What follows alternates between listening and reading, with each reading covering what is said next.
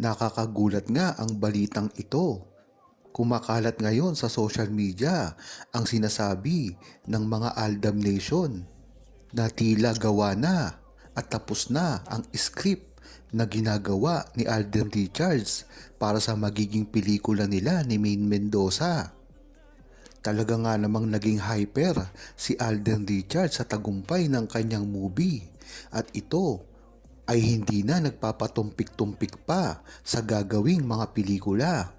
Ang prioridad daw sa gagawing movie ni Alden Richards ay si Maine Mendoza at sunod daw dito si Barbie, Fortesa at Sanya Lopez. Kung totoo man ito ay napakagandang balita nito. Talagang marami ang nag-aantay sa muling pagtatambal ni Maine Mendoza at Alden Richards na tiyak na tatangkilikin ng napakaraming Pilipino. Hindi lang yon, ito ay magsisilbi na naman ng isang world record. Kung mapapansin nyo, ang Hello Love Again, nag-break na ng napakaraming record. Ngunit hindi pa ito ang kabuuan nanonood dahil iba't ibang mga fandom ang hindi nanonood dito. Ngunit ibang-iba ito pagdating sa gagawing pelikula ni Maine Mendoza at Alden Richards dahil walang nagagalit na fandom dito. At ito ay united talaga pagdating sa pagsuporta kay Maine Mendoza at Alden Richards.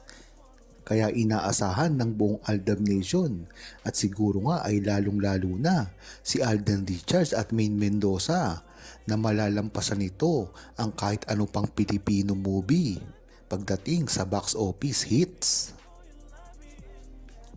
Dapat nga ay hindi na ginugulo ng mga bashers si Maine Mendoza at Alden Richards dahil na rin sa pag-aming ginawa ni Alden Richards at Maine Mendoza noon ay napagtibay nila kung ano talaga ang totoong nararamdaman nila sa isa't isa at ito ay hindi sabi-sabi dahil ito ay nakarecord at napakaraming resibo ang bumabalot dito kaya hindi mahirap ito na ipaliwanag ni Maine Mendoza at Alden Richards at kahit kailan ay hindi ito mapapasinungalingan ng mga bashers ni Maine Mendoza at Alden Richards na alam naman natin na ang ginagawa lang ngayon ay ginagamit ang pagsasama ngayon ni Kathleen Bernardo at Alden Richards na alam naman natin na ito ay isa lamang para sa movie at walang katotohanan ito pagdating sa totoong buhay. Yan naman talaga ang nasambit ni Alden Richards sa kanyang mga interview. Ang pagsasama lamang nila ni Kathleen Bernardo ay iisa lamang turingan na parang magkaibigan. Marami naman sila dito at marami na rin dito ang nagpapatunay na mga co-star nila. Kaya kahit anumang gawin nila ay hindi nila masisira si Maine Mendoza at Alden Richards dahil lalong-lalo na ang buong Aldab Nation ang nakapaligid sa kanila at kahit kailanman ay hindi nila ito masisira. Ganon din ang mga pahayag ni Alden Richards ng mga nakaraang taon na si Maine Mendoza lamang ang mahal niya at kahit kailan hindi ito masisira. Maine, sana ay wag mong iwan si Alden Richards dahil kami ay umaasa na lamang sa iyo. Dahil si Alden Richards ay maraming nakapaligid sa kanya at hindi niya ito kayang tanggihan dahil kilala mo naman ang hobby mo, di ba? Kahit sino pa ang kumuha sa kanya ay talagang pinagbibigyan niya. Ikaw lamang ang nagpapababa ng paa niya sa lupa. Kaya dapat ay ingatan mo ang mga pangyayaring nagaganap ngayon kay Alden Richards dahil sa sobrang kasikatan niya ay marami ang nanggagamit sa kanya lalong-lalo na at malayo siya sa iyo.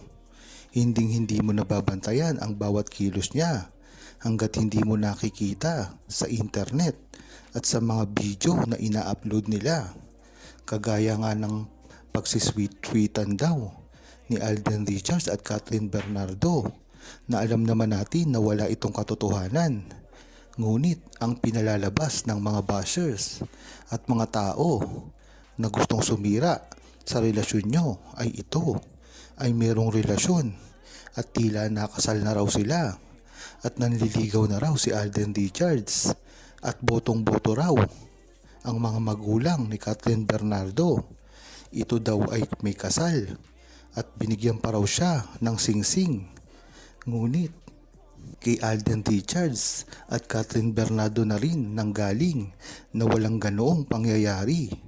Dito mo palang malalaman na talagang ang paninira sa inyo ay totoo at ang paninira sa inyo ay talagang ikinakalat nila na si Alden Richards daw ay nanliligaw kay Catherine Bernardo. Kahit wala namang itong katotohanan, dapat pa rin ay bantayan mo si Alden Richards. Dahil nga sa napakabait ni Alden Richards, ay hindi lamang ito nagsasalita sa publiko at laban sa mga bashers niya. Kaya dapat ikaw na rin ang gumawa ng aksyon nang sa gayon ay mahinto nila ang mga paninira nilang ginagawa sa inyong dalawa. Lalong-lalo na ikaw, hindi ka pa naman masyado naglalalabas ngayon sa mga interview. Wala kang kakayahan na ipahayag ang nararamdaman mo. Dapat siguro ay umaksyon na rin ang mga Aldab Nation nang sa gayon ay matigil na ang paninira kay Maine Mendoza at Alden Richards dahil hindi lang naman sila ang nasasaktan dito. Lahat ng buong Aldab Nation ay talagang nagrarayot na dahil sa mga ginagawa kay Maine Mendoza at Alden Richards. Hindi nga nila ito mapapatawad dahil sa simula pa lamang ay yan na talaga ang gusto nilang gawin. Pabagsakin si Maine Mendoza at Alden Richards. Yan naman talaga ang ginawa nila noon pa lamang sa kalyeserye. Hindi naman tatanga-tanga ang buong Aldab Nation na ito ay pinalalampas lang nila. Kung matatandaan nyo ay talagang nakipag-away pa ang buong Aldab Nation sa Twitter world noon. Dahil napakarami nga ang nambabatikos kay Maine Mendoza at Alden Richards at ito ay hindi pinalalampas ng 42 million na mga tao. Talaga nga naman, ganun kasikat si Maine Mendoza at Alden Richards at kahit kailanman ay hindi nyo ito mapapabagsak ng ganun na lamang. Dahil na rin ito kay Maine Mendoza at ngayon nga naman ay nagtutuloy ito. Ito ay dati nang nangyari. Bakit ngayon ay bumabalik na naman? Kaya siguro ay naaabuso na naman ito katulad ng dati. Huwag kalimutang mag-subscribe, comment at ilike ang video na ito. Thanks for watching!